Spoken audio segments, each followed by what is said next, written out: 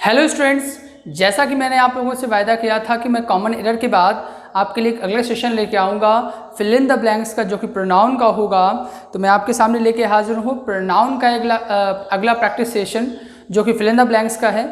अगर fill in the blanks की comparison करें आप कॉमन एरर से प्रोनाउन के चैप्टर के लिए, तो फिल इन द ब्लैंक्स अपेक्षाकृत आपका सरल होता है, सिंपल होता है। कॉमन एरर की अपेक्षा कॉमन एरर थोड़ा सा अच्छा होता है। इसमें क्या होता है, बहुत ही बेसिक क्वेश्चंस बनते हैं, ज़्यादा डिफिकल्ट क्वेश्चंस आपके बनते नहीं हैं या एग्जाम से पूछे नहीं जाते हैं। तो आइए बिना देरी के हम लोग देखते हैं कौन कौन से क्वेश्चन आज हम लोग पढ़ने वाले हैं। तो कुछ क्वेश्चंस आपकी स्क्रीन में दिए होंगे, तो आप देख लीजिए उनको। और सबसे पहले आप चाहें तो एक स्क्रीनशॉट ले लीजिए। कुछ लोगों की प्रॉब्लम रहती है कि स्क्रीनशॉट नहीं ले पाते हैं, तो ले लीजिए सबसे पहले आप लोग, उसके बाद हम स्टार्ट करते हैं। ठीक है, तो उम्मीद है आपने स्क्रीनशॉट ले लिया होगा। अब हम बात करेंगे सबसे पहले वाले क्वेश्चन की, जो लिखा हुआ है आपका, we scored as many goals as. अब देखिए, मैंने आपको एक बात बताई थी कि जब कभी दो डिग्रियों में आपस में तुलना हो या दो व्यक्तियों में आपस में तुलना हो, तो हमेशा जो केसेस होता है वो सब्जेक्टिव केस आता है।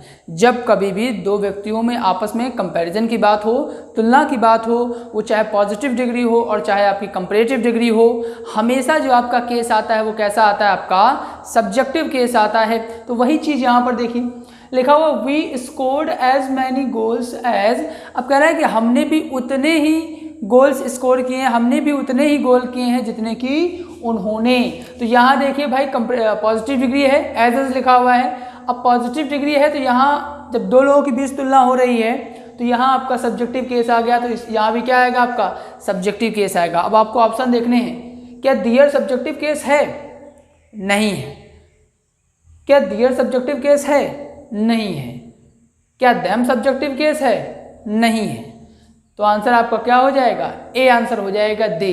तो हो जाएगा we scored as many goals as they. ठीक है, तो यहाँ बहुत सिंपल सी बात है, तो ऐसे आप पकड़ लेंगे।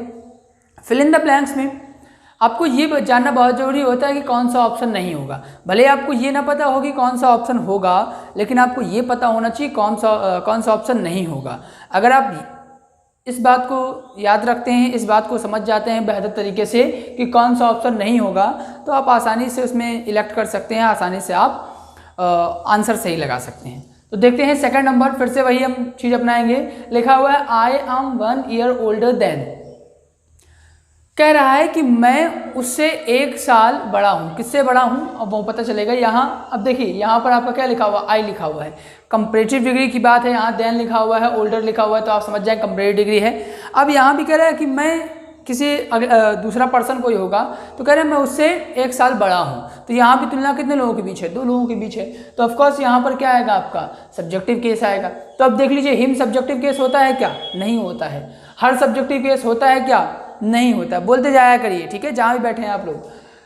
देम लिखा हुआ है, होगा क्या? नहीं होगा। तो आपका सब्जेक्टिव केस क्या हो जाएगा? ही हो जाएगा। तो हो जाएगा I am 1 year older than he, कि मैं उससे 1 साल बड़ा हूँ। क्लियर होगी बात? अच्छा, आपको एल्डर और ओल्डर में डिफरेंस पता है? नहीं पता है? चलिए बताइएगा क्या होता है। मैं आपको एग्जेक्टिव में पढ़ाऊंगा ये चीज़, एल्डर ओल्डर में डिफरेंस, लेकिन आप लोग मुझे बताइएगा क्या होता है। अब देखिए थर्ड नंबर क्वेश्चन देखते हैं। Between you and he is liar. कह रहा है कि मुझ में और तुम में वह क्या है? लायर है। मुझ में और तुम में वह क्या है? लायर है। तो अब लिखा हुआ है बिटवीन यू एंड।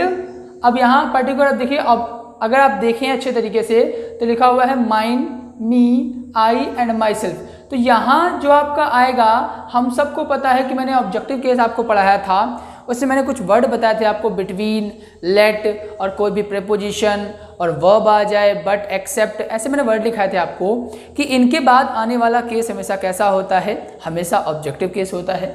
तो अब देखिए यहाँ पर, अब यू तो ऑब्जेक्टिव केस है, लेकिन एंड के बाद भी यहाँ क्या आएगा, आपका ऑब्जेक्टिव केस ही आएगा। माई सेल्फ ऑब्जेक्टिव केस नहीं है, आई ऑब्जेक्टिव केस नहीं है, माइन आपका ऑब्जेक्टिव केस नहीं है। ऑब्जेक्टिव केस आपका क्या होगा? मी हो जाएगा। तो आपका सुटेबल आंसर सेकंड नंबर हो जाएगा, लिखा हुआ between you and me he is liar. Clear होगी बात? अब अगला देखते हैं हम लोग। क्वेश्चन लिखा हुआ 4th नंबर, लिखा हुआ Randy sister refuse to give the paper. अब यहाँ समझने वाली बात है देखिए ये क्या लिखा हुआ है आपका, गिव लिखा हुआ है, और गिव क्या होता है आपका, वर्ब होता है, और वर्ब के बाद केस कैसा आता है आपका, ऑब्जेक्टिव केस आता है। बहुत सिंपल बात है। अब यहाँ देखिए क्या लिखा हुआ है, ही लिखा हुआ है, शी लिखा हुआ है, हिमसेल्फ लिखा हुआ है और हिम लिखा हुआ है। तो हमें पता है गिव के बाद आपका केस कैसा आता है, ऑब्जेक्टिव केस आता है, जबकि ही कैसा केस है आपका, सब्जेक्टिव केस होता है, शी कैसा केस है, सब्जेक्टिव केस होता है, और हिमसेल्फ भी आपका एक रिफ्लेक्सिव प्रोनाउन है। तो हम समझ जाएंगे हमें क्या करना है, ऑप्शन नंबर आपका सी हो जाएगा। बहुत सिंपल है, आपको फिल इन द ब्लैंक्स में केवल कट करना आना चाहिए, आपको ये पता होना चाहिए कौन सा वाला नहीं होगा, तो आप इजीली अच्छी तरीके से आपकी अप्रोच सही होगी, तो आप कभी भी कोई fill in the blanks pronoun का गलत नहीं करेंगे। और ग्रामर वाले फिल इन द ब्लैंक्स वैसे ही बहुत सरल होते हैं, तो आप आसानी से कर सकते हैं। 5th नंबर लिखा हुआ आपका, she saw the thief, she saw the thief. अब यहाँ देखिए फिल इन द ब्लैंक्स लिखा हुआ, नीचे देखिए रिफ्लेक्सिव प्रोनाउन दिए हुए हैं। तो मैंने एम्फैटिक प्रोनाउन पढ़ाया था आपको, और उसमें मैंने बताया था कि सब्जेक्ट के तुरंत बाद या सेंटेंस के अंत में एम्फैटिक प्रोनाउन का यूज किया जाता है। तो देखिए एम्फैटिक प्रोनाउन दिए हुए हैं, रिफ्लेक्सिव प्रोनाउन और एम्फैटिक प्रोनाउन देखने में सिमिलर तो लगते हैं, उसमें कोई डिफरेंस नहीं होता है। अब देख लीजिए यहाँ लिखा हुआ है शी। अब देखिए जो भी रिफ्लेक्सिव प्रोनाउन या एम्फैटिक प्रोनाउन आता है वो अकॉर्डिंग टू सब्जेक्ट आता है हमेशा। तो हमें समझने वाली बात ये है कि यहाँ सी लिखा हुआ है, तो सी के साथ क्या आएगा आपका, सी के अकॉर्डिंग हर सेल्फ आएगा। तो यहाँ हर सेल्फ आपका ऑप्शन कौन सा सही हो जाएगा, फर्स्ट नंबर ए सही हो जाएगा। She herself saw the thief, कि उसने स्वयं अपनी आंखों से चोर को देखा। और इसके बाद आपका लिखा हुआ है सेंटेंस 6 नंबर। अब अगर 6 नंबर की हम लोग बात करें तो क्या होगा, देखिए लिखा हुआ है आपका, Riya and went to Kerala, Riya and went to Kerala. अब इसकी अगर बात करें हम लोग Riya and went to Kerala की, तो लिखा हुआ है, अब यहाँ देखिए एंड से रिया जुड़ा हुआ है, तो हमें पता है एंड से या तो 2 सब्जेक्ट जुड़ते हैं या तो 2 ऑब्जेक्ट जुड़ते हैं, और ऑफ कोर्स सेंटेंस के शुरुआत में है, तो यहाँ सेंटेंस के शुरुआत में ऑब्जेक्ट नहीं हो सकता है, सेंटेंस की स्टार्टिंग सब्जेक्ट से होती है। तो सीधी सी बात है, जब रिया सब्जेक्ट तो यहाँ भी आपका क्या होगा, सब्जेक्ट ही होगा। तो बहुत सिंपल सी बात है, हम लोग क्या लिखेंगे, मी सब्जेक्ट होता नहीं है, माई सब्जेक्ट होता नहीं है, माई सेल्फ सब्जेक्ट होता नहीं है। आपका आंसर क्या हो जाएगा, बी नंबर सही हो जाएगा, इसका आंसर हो जाएगा आई। अगला जो आपको लिखा हुआ है 8 नंबर लिखा हुआ है, she and I completed work, she and I completed work. अब ये देखिए सी क्या है आपका, थर्ड पर्सन का प्रोनाउन है, आई क्या है आपका, फर्स्ट पर्सन का प्रोनाउन है। मैंने आपको प्रोनाउन के पजेसिव केसेस के बारे में बताया था, और मैंने उसे बताया था कि हमेशा जब कभी भी प्रोनाउन का ऐसा सीन हो कि फर्स्ट सेकेंड थर्ड तीनों एक साथ आ जाएं, या थर्ड फर्स्ट आ जाए, या सेकंड थर्ड आ जाएं, तो उनका मैंने आपको अरेंजमेंट बताया था किस प्रकार से आप प्रोनाउन यूज करते हैं। अगर आपने वो क्लास नहीं देखी है तो आप प्लेलिस्ट में जाके प्रोनाउन के सारे वीडियोस आप देखें, तो आपको बेहतर मेरी बात समझ में आएगी। तो यहाँ देखिए थर्ड पर्सन लिखा हुआ है, ये आपका फर्स्ट पर्सन हो जाएगा।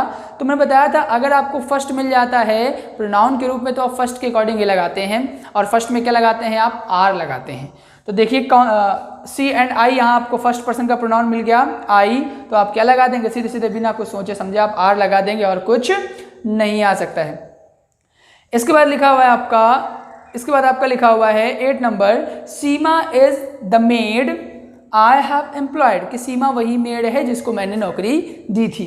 अब समझने वाली बात है आपका कि बहुत simple, Seema is the made I have employed. अब यहाँ देखिए आई सब्जेक्ट आ गया, जब आई सब्जेक्ट आ गया तो यहाँ पर दूसरा सब्जेक्ट आपका नहीं आएगा, समझने वाली बात है। जब यहाँ दूसरा सब्जेक्ट आपका नहीं आएगा तो यहाँ क्या आएगा, ऑब्जेक्टिव केस आएगा ऑफ कोर्स। अब देखिए हु ऑब्जेक्टिव केस नहीं होता है, विच ऑब्जेक्टिव केस नहीं होता है, और विच तो आएगा ही नहीं, विच ऑब्जेक्टिव केस होता है, लेकिन यहाँ पर्सन की बात कर रहा है तो विच का प्रयोग नहीं आएगा। और ये नन ऑफ दीज लिखा हुआ है, N dot O dot T मतलब नन ऑफ दीज, तो आपका आंसर क्या हो जाएगा, हुम हो जाएगा। विच क्यों नहीं आ सकता, क्योंकि यहाँ पर्सन की बात कर रहा है इसलिए विच आपका आएगा नहीं। हु क्योंकि यहाँ आई ऑलरेडी लिखा हुआ है, तो यहाँ सब्जेक्टिव केस की रिक्वायरमेंट नहीं है, इसलिए हु भी नहीं आएगा। और आपका आंसर क्या हो जाएगा, ऑब्जेक्टिव केस की रिक्वायरमेंट है, तो यहाँ आपका आंसर हो जाएगा हु। इसके बाद हम बात करते हैं 9 नंबर क्वेश्चन की। लिखा हुआ largest fish I ever caught was 4 feet long, कह रहा है कि मैंने सबसे बड़ी मछली आज तक जो पकड़ी है वो 4 फीट लंबी थी। तो बहुत समझने वाली बात है कि यहाँ देखिए लार्जेस्ट फिश की बात कर रहा है, यहाँ किसी मछली की बात कर रहा है। अब जब मछली की बात कर रहा है तो हमें पता है मछली के लिए आप हु नहीं लगा सकते हैं, मछली के लिए आप हुम नहीं लगा सकते हैं, मछली के लिए आप हुज नहीं लगा सकते हैं।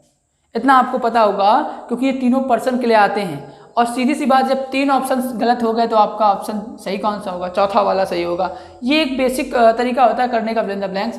और चाहे आप देख लें, यहाँ देखिए सुपरलेटिव डिग्री है द लार्जेस्ट फिश, और सुपरलेटिव डिग्री के बाद हमेशा दैट का प्रयोग किया जाता है जो के लिए, और ये भी आप समझ सकते हैं, इसलिए वहाँ पर दैट तो आप चाहे जिस प्रकार समझ लें कि यहाँ देखिए सुपरलेटिव डिग्री है और एनिमल नेम है, और सुपरलेटिव डिग्री में अगर जो का सेंस होता है तो हमेशा क्या लगाते हैं? हम दैट लगाते हैं। मैंने आप देख लीजिए आखिर प्लेलिस्ट में मैंने आपको बताया था अच्छी तरीके से इस बात में, रिलेटिव प्रोनाउन में।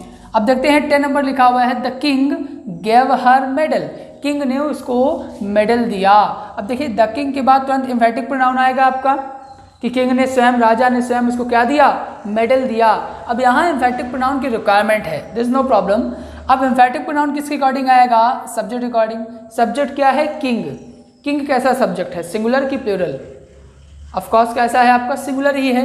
जब सिंगुलर है तो यहाँ देखिए वन सेल्फ तो किंग अकॉर्डिंग आएगा नहीं, देम सेल्फ नहीं आएगा, इट सेल्फ आएगा नहीं, आंसर क्या हो जाएगा? हिम सेल्फ हो जाएगा। The king himself give her the medal, कि राजा ने स्वयं उसको क्या दिया? मेडल दिया।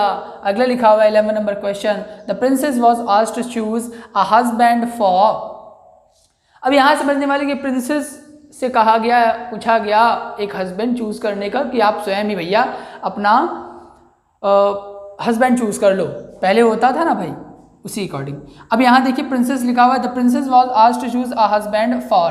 अब फॉर के बाद अगर बात करें तो आपको पता है एम्फेटिक प्रोनाउन लास्ट में आता है, रिफ्लेक्सिव प्रोनाउन की बात कर रहा है। तो रानी को कहा गया, राजकुमारी को कहा गया कि आप स्वयं ही अपना वर चुन लें। अब यहाँ समझने वाली बात यह है कि देखिए यहाँ प्रिंसेस लिखा हुआ है, इसका मतलब फेमिनाइन जेंडर है, तो आप हिमसेल्फ नहीं लगा सकते हैं, आप वनसेल्फ नहीं लगा सकते हैं, आप इटसेल्फ भी नहीं लगा सकते हैं। तो आप आंसर क्या लगाएंगे? आप हरसेल्फ लगा देंगे, बहुत सिंपल बात है। इसके बाद अगर 12 नंबर क्वेश्चन की हम लोग बात करें तो लिखा हुआ give me the book fell off the table, कि आप मुझे वो किताब दीजिए जो टेबल से गिर गई है। इसका मतलब यहाँ देखिए गिव मी द बुक, अब यहाँ बुक की बात कर रहा है, और बुक के लिए आप हु कभी नहीं लगा सकते हैं, हुम कभी नहीं लगा सकते हैं, हुच कभी नहीं लगा सकते हैं। आप आंसर क्या लगाएंगे? विच लगा देंगे। आपको पता है विच का प्रयोग एनिमल्स और थिंग के लिए करते हैं, जबकि हु, हुम और हुच का प्रयोग पर्सन के लिए करते हैं। इसके बाद हम लोग देखते हैं 13 नंबर क्वेश्चन, बहुत सिंपल है ये भी आपका। लिखा हुआ है did Ram choose this watch, लिखा हुआ है did Ram choose this watch. अब यहाँ भी देखिए रिफ्लेक्सिव प्रोनाउन आ गया, कह रहा है कि क्या ये घड़ी राम ने अपने आप चूज की है। तो समझने वाली बात, यहाँ सब्जेक्ट क्या है आपका? राम है, तो राम के अकॉर्डिंग क्या आएगा? योर सेल्फ नहीं आएगा, इटसेल्फ भी नहीं आएगा, हर सेल्फ भी नहीं आएगा, आंसर आपका क्या आ जाएगा? हिमसेल्फ आ जाएगा। Did Ram choose this watch himself, क्या राम ने अपने आप ही, स्वयं से ही इस वॉच को चुना है। 14 नंबर देखते हैं हम लोग, लिखा हुआ है she was able to feel with. अब यहाँ देखिए हैंड लिखा हुआ है, विद लिखा हुआ है। अगर ऑप्शन देखें आप तो सी के अकॉर्डिंग इट्स तो आ नहीं सकता है, ही का कोई रिक्वायरमेंट ही नहीं है, वन भी नहीं आ सकता क्योंकि सी लिखा हुआ है, सी के अकॉर्डिंग क्या आएगा? हर आएगा। She was able to feel with her hand, कि वह अपने हाथों से उस चीज़ को महसूस कर सकती थी। इसके बाद लिखा हुआ है 15 नंबर वन शुड डू, ये तो लोगों की जुबान में होता है, सब लोगों को पता होगा। आप लोग आंसर कीजिए, इसका क्या होगा? बताइए क्या होगा आपका? कौन सा नंबर? बिल्कुल आपका आंसर क्या हो जाएगा? डी नंबर सही हो जाएगा। लिखा हुआ है one should do once duty.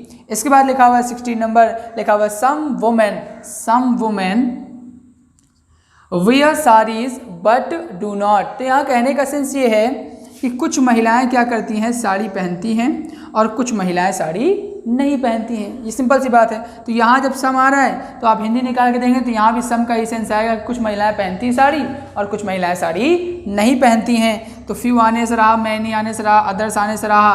बहुत सिंपल था आपका, ये आपका आंसर हो जाएगा बी नंबर, जो कि लिखा हुआ है आपका सम। तो ये थे कुछ क्वेश्चंस प्रोनाउन के फिल इन द ब्लैंक्स के। ज़्यादातर मैंने आपको कवर करने का प्रयास किया है, वैरायटी है क्वेश्चंस में, और इसी टाइप से आपके प्रोनाउन में क्वेश्चन पूछे जाते हैं। इसके पहले मैंने आपको कॉमन एरर का सेशन कराया था, उम्मीद है उसमें बात आपको समझ में आई होगी, और इसमें भी उम्मीद है आपको बात समझ में आ रही होगी। मैंने प्रोनाउन आपको डीपली विधिवत पूरा अच्छी तरीके से कंप्लीट करा दिया है। इससे ज़्यादा कोई भी एग्ज़ाम आपका होता है जो कि इंडिया में कोई भी एग्ज़ाम कंडक्ट कराया जाता है, तो इससे ज़्यादा आपके किसी भी एग्ज़ाम में क्वेश्चन नहीं पूछे जाएंगे। अगर आपको लगता है कुछ छूट गया है या आपको कुछ समझ में नहीं आया है तो आप मुझको पूछ सकते हैं या मुझसे बता सकते हैं, सजेस्ट कर सकते हैं मुझे, ठीक है।